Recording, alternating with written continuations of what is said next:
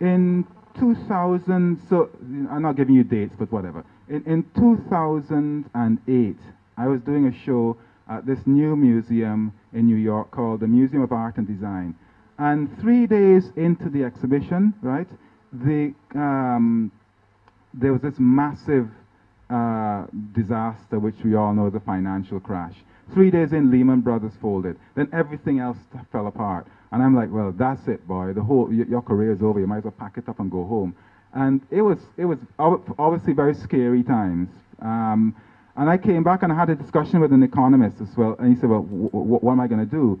And he said, well, what are you going to do, Hew? And I left that meeting with him thinking, I'm going to invest in some shares. So I bought some cheap share certificates. And these are actually actual share certificates. And this is about, and then I started looking into how history changes, how power shifts. And this is China 100 years ago, desperately getting loans from America, from Britain, from Germany, right? And it's about how the situation is reversed. So this is now superimposed with a shipping container, and that's basically bringing all the stuff which we're buying from China. This is a map of Africa, because China is now the major operator in Africa. And it's just about how things change. And this is also a share certificate drawn on the Hong Kong and Shanghai Bank, HSBC Bank, which is now that's still actually going. Next image, please. Sinclair Oil,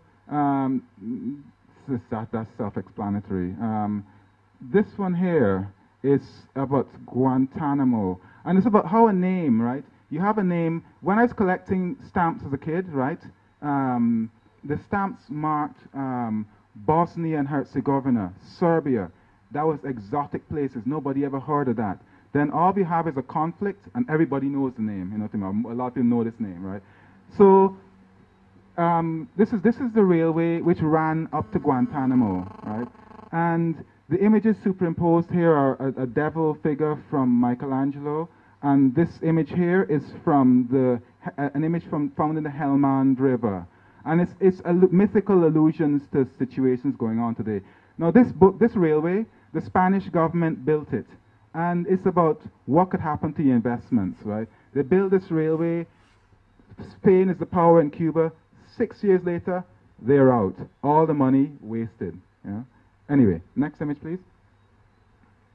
And this is what happened with some of these images. So this image is the Africa image you saw earlier, and this is recently. This is this year, and it's pasted onto a building, an old Victorian building in London. It's basically scanned and blown up big. And this image here is an image of from an Ethiopian share certificate, which is a well-known share certificate amongst people who know about share certificates. And it's Emperor Menelik II meeting a train, and it's about Ethiopian investment. This obviously collapsed. This here collapsed pretty quickly, trying to get money for this thing and stuff like that. It collapsed. Who's now reviving the whole project? They were going to try and get Russia, India, and China. At the end of the day, China is the only people who left standing. So China are basically building the railway in Ethiopia. Next image, please. And at this time, I was offered a public commission in Bristol, and I decided to propose a sort of a graveyard for dead companies or companies which have had serious financial trouble. So that's what this is. So Enron, obviously, which is problems. That's Pan Am, which is less problem. And this is a Somali share certificate. And tobacco company in Bristol, long gone. And this one here is one of these Chinese share certificates. And these are all cast iron standing around. And what's actually underneath here is graves. This won't be allowed in Guyana, but in England it was allowed. And I had an archaeologist having to come there, and we'd dig down, we'd find a grave. No, we can't put this one there. Move it over this way. You know. Okay, and next image, please. And these are what they look like. This one here is the Persian Bank, and this is when Britain was a power in Persia, and it's about oil rights and stuff like that. This one here is an invented share certificate for Bristol, a lost business in Bristol, and I invented something for it. Next one, please. Right. What you missed there is an image for the West Indies Sugar Corporation, which I'm afraid I don't have an image of. This one here is years ago I was thinking, well, I'm trying to get ahead. Let's be proactive, and this is what I advise any artist to be, because not everybody's coming looking for you. So I did some drawings, some sketches, and sent this off to this organization, saying, well, this is what I would like to do. I would like to decorate one of these statues in central London. And so I go and meet them, and they say, yeah, well, they like your ideas, but no, okay. So, and what I realized is that the proposals became the thing, So this is what this is. This is a proposal for working with the church. This is outside Parliament Square, but giving the Churchill statue a makeover, and making it my own thing. Basically, what I used to say was that this is what London will look like when I'm king. That it's not going to be happening. And also it's more complex than this. It's not it's not an attack as such. It's more nuanced than that, because it's a complex relationship with this particular character, this guy, because it's more straightforward. Like Nelson Mandela, I read once, was a great admirer, so it's not straightforward what one would think, and I like nuances. Next image, please. And this is outside the Houses of Parliament. This is a Rhoda image. And again, all the colors I'm using, I sound like I'm stressing, laboring the point, but it's all, for me, it's a color palette I've picked up from Guyana.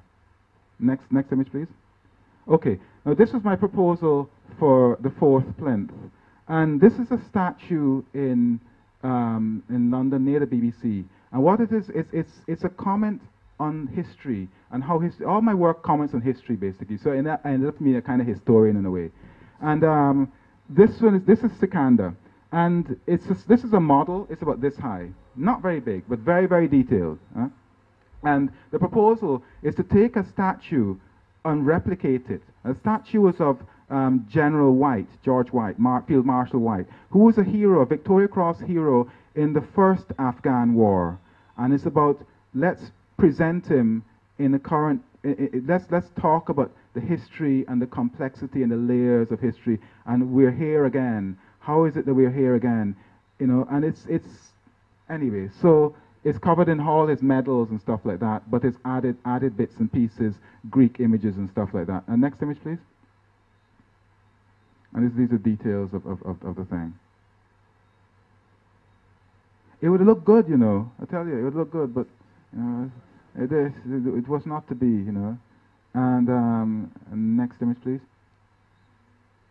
And that was a proposal of what it would look like. Oh, sorry. You see, I need to be prompted by. Yeah, okay. It's called Sikandar because Sikandar is the Urdu name for Alexander the Great, and it's about a country which is very difficult to operate in, very difficult to conquer, basically. And he tried, and he basically struggled very, very hard. So it's about the stretching of history and the repeating of history. There's one incident which said a lot about it. There was at the time I was doing this proposal, I was spending a lot of time talking to the British Army, the Army Museum in London, right? Talking to these guys. There was and I was talking to one guy, and he's saying, "Yeah, well, there's this thing he heard, right?" And he took me down to this exhibition about the Hellman situation, because it's about the history, right, and why we're there, okay? And he said, yeah, there was this thing, these British soldiers, right, this captain goes into this village in 2003, in this Afghan village, and he's talking to them, and he's saying, talking to them, and they're saying, oh, we're not Russian. That's what you have to reassure them first. We're not Russian. Don't panic. We're not Russian. And the guy said, oh, you're British. Oh, you were here. You guys burnt down the bazaar. And so the guy panics. He goes back to the base and said, look, who burnt down the bazaar? I thought, you guys crazy? This is important. Who burned the bazaar? And nobody knew, right? And eventually one guy piped up in the back. Actually, it was us. We burnt it down in 1890 something. So it was about how history stretches and how memory stretches, you know, and it's about nuances of diplomacy, and it's a long story. Next image, please. Right.